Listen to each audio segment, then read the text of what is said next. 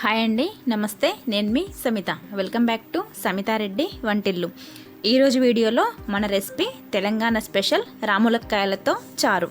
ఈ రాములక్కాయల చారు ఈ పద్ధతిలో చేయండి, అన్నం మొత్తం చారుతోనే తినేస్తారు, అంత బాగుంటుంది. ఇంకా ఆలస్యం చేయకుండా ఈ రాములక్కాయల చారు ఎలా చేయాలో చూద్దాం రండి.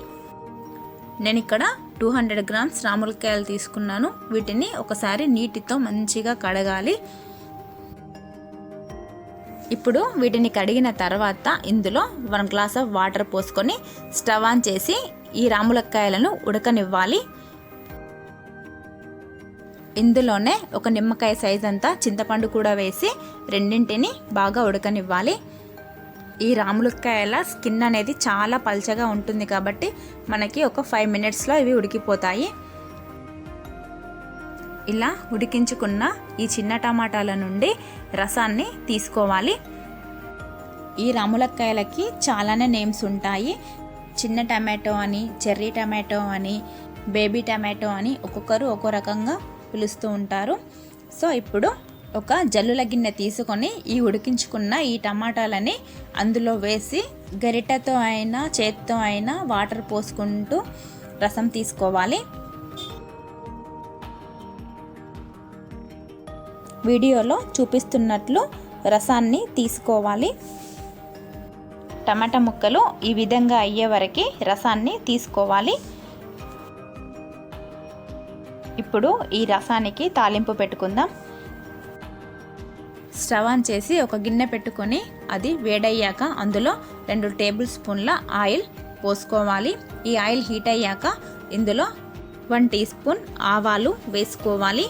ఆవాలు వేగిన తర్వాత ఇందులో 1 టీ స్పూన్ జీలకర్ర కూడా వేసి, జీలకర్ర ఆవాలు వేగిన తర్వాత ఒక 4 ఎండుమిర్చి, అలాగే తరిగి పెట్టుకున్న ఒక మీడియం సైజు ఆనియన్ కూడా వేసి వీటిని బాగా వేగనివ్వాలి. ఇప్పుడు ఇందులో 2 రెమ్మల కరివేపాకు అలాగే 2 టీ స్పూన్ల కారం వేసి కారం వేగే వరకు వేగనివ్వాలి.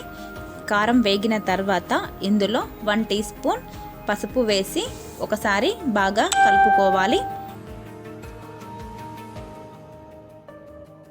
ఇప్పుడు ముందుగా చేసి పెట్టుకున్న రసాన్ని ఈ పోపులో పోసుకోవాలి.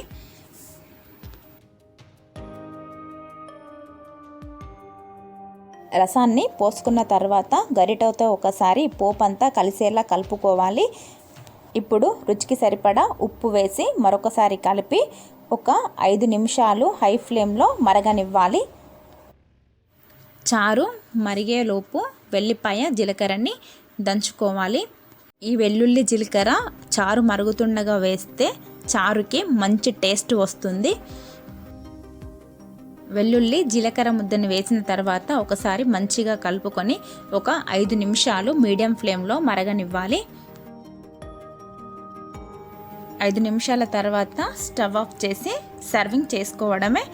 అంతే, ఎంతో రుచిగా ఉండే రాములక్కాయల చారు రెడీ. ఈ రాములక్కాయలతో మీరు కూడా ఒకసారి ట్రై చేసి మీకు ఎలా వచ్చిందో కామెంట్ చేయండి. నా రెసిపీ నచ్చినట్లయితే లైక్ చేయండి, షేర్ చేయండి. సమితారెడ్డి వంటిల్లు ఛానల్ సబ్స్క్రైబ్ చేయండి. Thanks for watching.